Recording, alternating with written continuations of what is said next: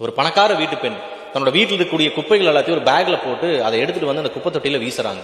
அப்படி வீசும்போது அந்த பேக் கொஞ்சம் லைட்டா கிழிஞ்சிருக்கிறது அங்க கவனிக்கல. அதை வீசும்போது அந்த பக்கத்துல அந்த குப்பைகள்லாம் பராமரிச்சுட்டு இருக்கக்கூடிய ஒரு பையன் மேல படுது. அது பட்ட உடனே அந்த பையன் சொல்றான், மேடம் அந்த பேக் என்கிட்ட கொடுத்துருந்தீங்கன்னா நானே போட்டிருந்திருப்பேனே, ஏன் இப்படி வீசுனீங்க, இப்ப பாருங்க மேல ஃபுல்லா அழுக்காயிருச்சு அப்படின்னு சொல்றான். அதுக்கு உடனே அந்த பெண் கோவப்பட்டுட்டு, இப்ப அதனால என்ன பிரச்சனை, ஆல்ரெடி நீ அழுக்காதானே இருக்க அப்படின்னு சொல்லி ஒரு மாதிரி பேசிட்டு போயிட்டாங்க. இவனுக்கு ஒரு மாதிரி வருத்தம் ஆயிருச்சு. இவன் அப்படியே கீழே குமிஞ்சு அப்படியே ஒரு மாதிரி சோகமா உட்கார்ந்துட்டு இருக்கான். அப்படி உட்கார்ந்துட்டு இருக்கும்போது அந்த பேக்ல ஒரு தங்க மோதிரம் இருக்கிறத பாக்குறான். அதை கையில எடுத்து பார்க்கும்போது அவன் வீட்டுல இருந்து ஒரு போன் கால் வருது. அட்டன் பண்ணி பேசுறான். அவனோட தங்கச்சி. அந்த தங்கச்சி கேக்குது, இந்த மாதிரி ஆனா எனக்கு காலேஜ் ஃபீஸ் கட்டுறதுக்கு பணம் இல்லை, உங்கள்கிட்ட ஏதாவது பணத்தை அரேஞ்ச் பண்ணி கொடுக்க முடியுமா அப்படின்னு சொல்லி கேட்கறாங்க.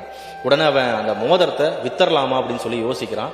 சரின்னு சொல்லி அவன் ஃப்ரெண்ட்ஸ்க்கெல்லாம் கால் பண்ணி கேட்கறான், இந்த மாதிரி என்ன பண்றது அப்படின்னு சொல்லி. அவங்களும் சரி வித்துரு அப்படின்னு சொல்லி சொல்றாங்க. சரி நம்ம கடைக்கு எடுத்துட்டு போய் அந்த மோதிரத்தை கொடுக்குறான்.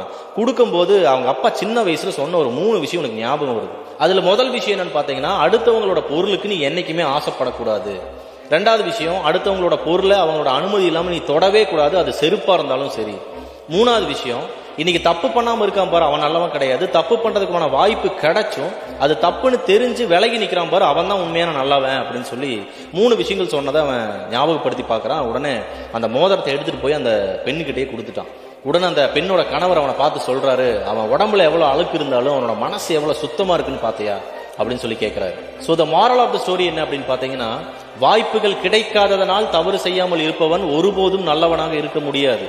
தவறு செய்யக்கூடிய வாய்ப்புகள் கிடைத்தும் அது தவறு என்று உணர்ந்து விலகி நிற்பவனைப் போல ஒரு நல்லவன் இவ்வுலகில் வேறெவரும் கிடையாது.